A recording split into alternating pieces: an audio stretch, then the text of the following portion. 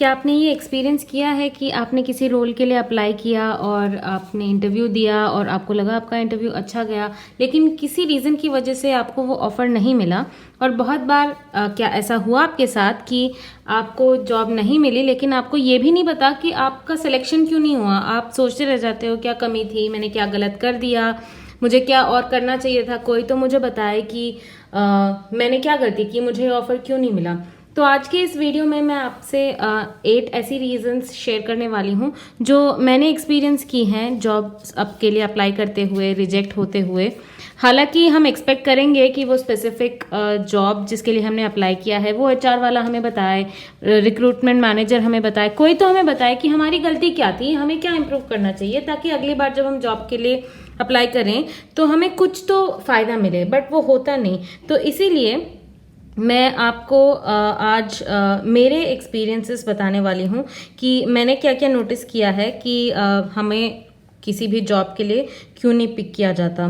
तो सबसे पहले मैंने ऑब्ज़र्व किया है, सबसे पहला जो मेरे हिसाब से रीज़न है वो ये है कि जब तक एक जॉब ओपनिंग खुल जाती है, उसके लिए रेज्यूमेस पूछते हैं, इंटरव्यूज़ करते हैं, उसके बहुत पहले ही कैंडिडेट ऑलरेडी सिलेक्टेड होता है।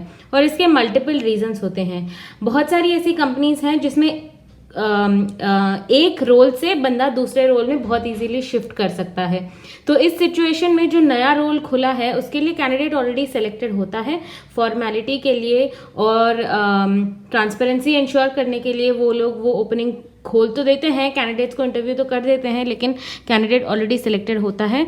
और इसके अलग और एग्जांपल्स भी हैं कि किसी के रेफरल से या रिकमेंडेशन से कैंडिडेट को सिलेक्ट किया है, तो जॉब तो वो पब्लिक के लिए ओपन करेंगे, लेकिन लेना उनको उसी बंदे को है। तो ये मैंने बहुत बार नोटिस किया है कि इवन जब हम रिक्रूटमेंट करते हैं हमें ऑलरेडी पता होता है कि इसी को ऑफर देना है, लेकिन हम पब्लिक के लिए वो ओपनिंग खोल देते हैं। बहुत बार मेरे साथ भी ये हुआ है। तो ये हो सकता है आपके साथ हुआ हो कि आपकी इंटरव्यू परफेक्ट रही हो और आपकी परफॉर्मेंस परफेक्ट रही हो, आपकी फिटमेंट भी परफेक्ट रही हो, लेकिन क्योंकि कैंडिडेट ऑलरेडी सिलेक्टेड था आपको उस रोल के लिए कंसिडर नहीं किया गया।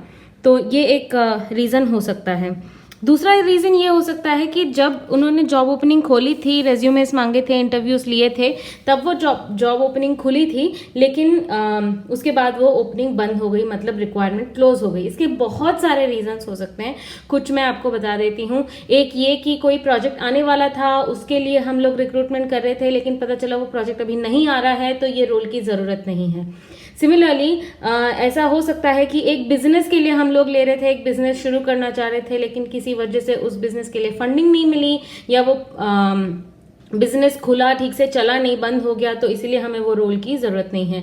इसी तरह से हम किसी रोल के लिए रिक्रूटमेंट स्टार्ट करते हैं ये अज्यूम करके कि हमें गवर्नमेंट से परमिशन मिल जाएगी, हमें रिक्वायर्ड पेपर वर्क कंप्लीट हो जाएगा, लेकिन अगर वो डिले हो रहा है तो उस टाइम के लिए वो ओपनिंग क्लोज कर सकते हैं।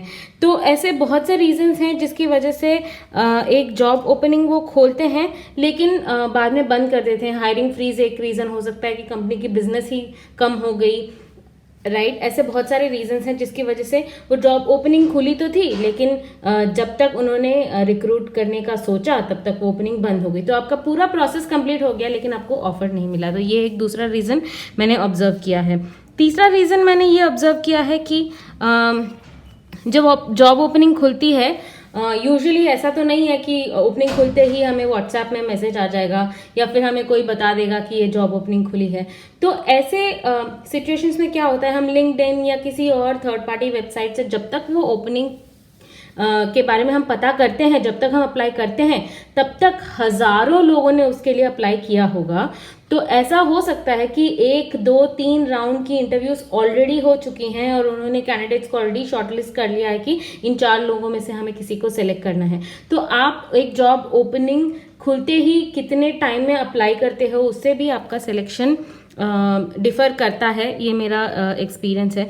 और इससे रिलेटेड 2 और चीज़ें ऐसी हैं जो टाइमिंग ऑफ एप्लीकेशन से थोड़ा रिलेट करती हैं। एक तो ये है कि कंपनीज के पास बहुत सारी चॉइसेस आ जाती हैं। एक जॉब ओपनिंग खुलते ही कम से कम 1-2 लाख लोग अप्लाई करते हैं, तो उनके पास चॉइसेस बहुत होती हैं। हमारे साथ भी ऐसा होता है कि जब हमें कपड़े खरीदने हैं, हम शॉप में गए, हमने 1-2 देखा तो पसंद करना ईजी है, लेकिन अगर हमने 15 देख लिए तो हमें पता ही नहीं चलता कौन सा हमें लेना है, तो कोई भी उठा लेते हैं, राइट। और आप घर आके किसी से पूछो कि ये वाला क्यों आपने पिक किया, तो उसका कोई सॉलिड रीजन नहीं रहेगा। आप कुछ भी रैंडम रीजन दोगे कि मुझे ये कलर पसंद है, इसका प्राइस सस्ता था, राइट, कुछ भी आप बताओगे। लेकिन अगर कोई स्पेसिफिकली पूछने बैठे कि ड्रेस ए और ड्रेस बी में एग्जैक्टली क्या डिफरेंस था कि आपने ड्रेस बी को पिक किया, तो बंदे के पास आंसर नहीं होता।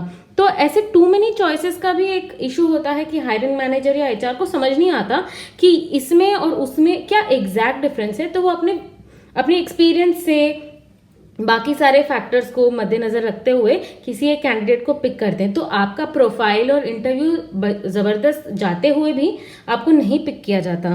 और उसका एक दूसरा रीजन भी ये है कि बहुत बार ऐसा होता है कि हम किसी रोल के लिए एग्जैक्ट मैच होते हैं। मतलब उन्होंने अगर बोला है कि मुझे ऐसा बंदा चाहिए जिसने फलाना कंपनी में 15 साल काम किया, और हो सकता है आपके पास वो एक्सपीरियंस हो, राइट, मतलब आप एग्जैक्ट मैच हो।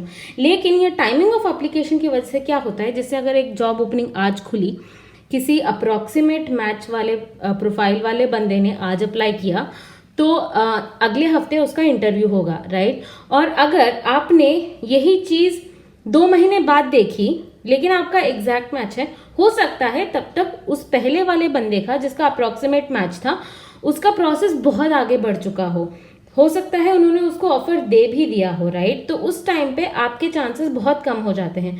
तो आप ऐसे ट्राई कीजिए कि कोई भी, जिस भी कंपनी में आप अप्लाई करना चाहते हैं, आप उनके करियर पोर्टल को रोज फॉलो कीजिए। जैसे ही ओपनिंग खुलता है आप अप्लाई कर दीजिए, राइट। और टाइमिंग ऑफ एप्लीकेशन में भी आपको ये देखना है, कंपनी पोर्टल में अगर ओपनिंग आज खुलती है तो जो कंसल्टेंसीज हैं उनके पास ओपनिंग एक हफ्ते बाद जा सकती हैं। तो आप ये भी देखना कि कौन सा ऐसा प्लेस है जहां पे ओपनिंग पहले जाती है, आपको वहां अप्लाई करना है। बाकी चीज़ें इतनी ज़्यादा हमारे इस पर डिपेंडेंट नहीं है, थोड़ी बहुत मैनेजमेंट पे भी डिपेंड करती हैं। जैसे मैं आपको एग्जांपल दे देती हूँ, कंपनीज जब कैंडिडेट को रिक्रूट करते हैं तो ये भी देखते हैं कि इस कैंडिडेट का इस कंपनी में कितना फ्यूचर रहेगा, कितना ये ग्रो करेगा। बहुत बार ऐसे होता है कि हमें जिस रोल के लिए हायर करते हैं, बाद में 5 साल बाद वो एक्सपेक्ट करते हैं कि हम उससे 5-6 रोल्स आगे बढ़ जाएं, प्रमोशन ले लें, नया बिजनेस संभालें।